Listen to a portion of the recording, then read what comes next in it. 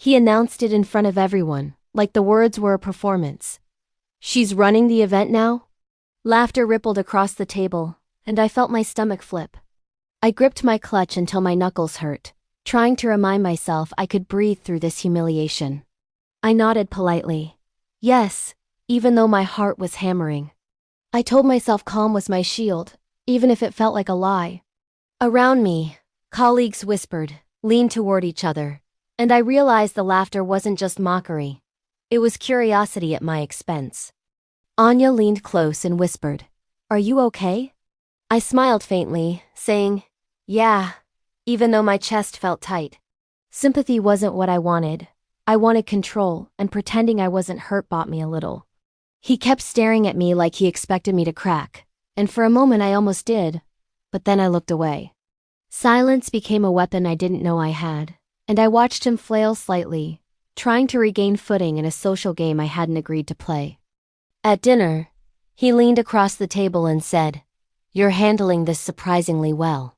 The word surprisingly felt like salt in an open wound. I simply said, "Thank you," and focused on my plate, pretending his opinion didn't matter, though I caught the flicker of unease in his eyes. Arjun, who had been quiet until then, observed me with curiosity, tilting his head slightly as if trying to decode my calm. I felt a pang. He liked me better when I explained myself, softening edges for him. That realization made me tighten my jaw. I wasn't here to accommodate anyone's comfort. Over the next week, small things began to unravel. Emails delayed, files misplaced, staff forgetting instructions. Everyone brushed it off as coincidence, but I started documenting everything. Patterns reveal themselves to those patient enough to notice. Rajiv called me into his office, motioning for me to sit like it was a favor. "You need guidance," he said casually. I nodded and let him speak, listening for what wasn't being said rather than reacting to what was. After 10 minutes of vague advice and half-formed warnings, I asked, "Can you clarify what outcome you expect?" His pause was telling. The first real crack in his composed exterior. I didn't interrupt. Silence amplified my point better than confrontation ever could. At the gala later, Arjun introduced me as helping out. I smiled and corrected gently. I actually led the vendor negotiations. A subtle raise of eyebrows went unnoticed by no one, and I felt the room shift slightly in response. Rajiv attempted to talk over me in the next meeting, but I held my ground. "Can I finish?" I asked softly, and the sudden quiet was almost painful to him. People started paying attention, and for once, I felt the power of patience. Neil, always polite and seemingly innocent, caught my attention during this. Something rehearsed lingered in his gestures, a careful performance he believed would protect him. I filed him in the back of my mind as someone to watch. Patience is as much about observation as restraint. During a corporate dinner, I was moved to the edge of the table, subtly sidelined. I didn't complain. When colleagues still approached me for insight and advice, Neil's polite smile twitched. Control is often in the small reactions. Later, Arjun said, "You're acting different." I asked, "Different how?" And he couldn't answer. Silence hung heavier than any accusation, and I felt a small thrill at seeing the shift in perception. At a temple puja, Rajiv rushed through the prayers like they were a formality. I lingered, absorbing the incense, the chants, the rhythm of devotion. Some things, I realized, cannot be faked, no matter how much someone wants to seem reverent. That evening, I understood my silence wasn't passivity. It was deliberate. Watching others without reaction gave me clarity I had never possessed before. Neil submitted a report with inconsistencies.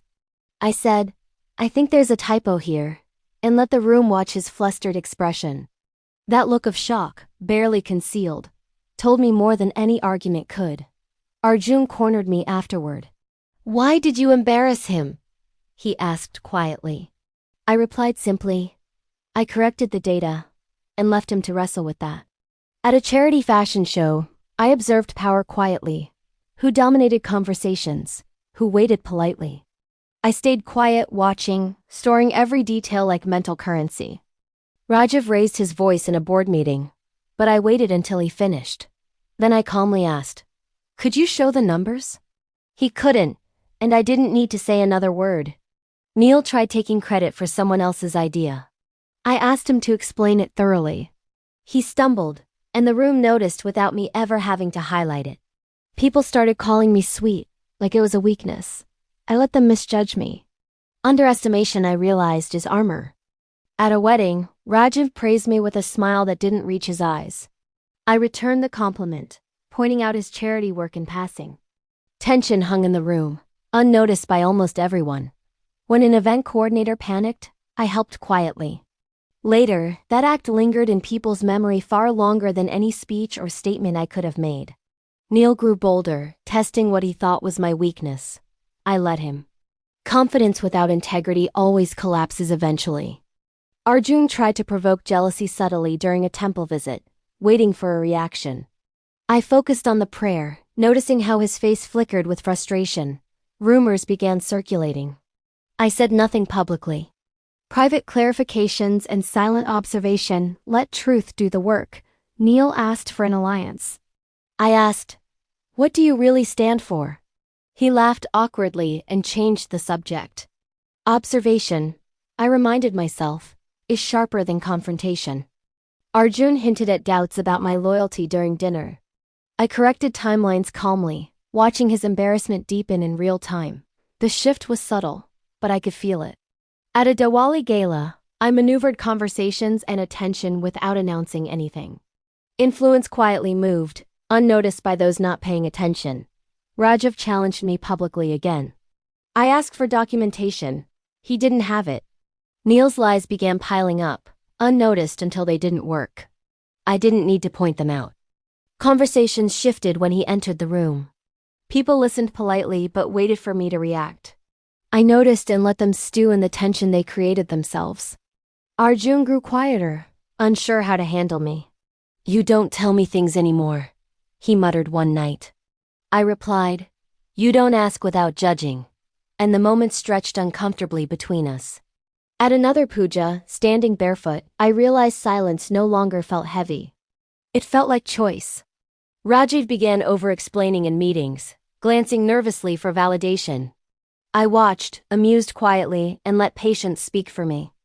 Neil stumbled during a presentation, caught mid-contradiction. I didn't intervene. Accountability was a better teacher than rescue. Arjun confronted me afterward. "Why didn't you help him?"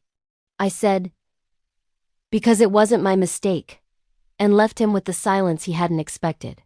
At the next gala, people unconsciously turned toward me in conversation, seeking insight. Influence doesn't announce itself. It settles quietly. Rajiv attempted charm to regain control, laughing too loudly.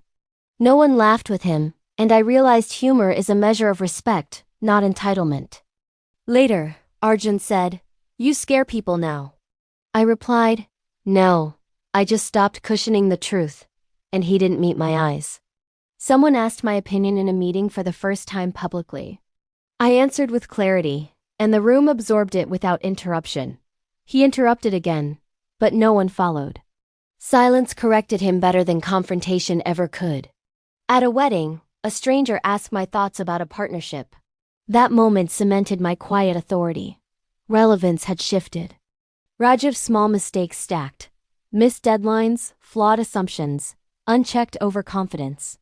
No one confronted him directly, and the quiet erosion worked faster than any spectacle could. Neil tried distraction again, louder and faster. People checked their phones while he spoke. Reputation fades silently. I realized. That night, Arjun said, "You don't need me anymore." Not an accusation, just a statement. I didn't respond. He didn't need my validation.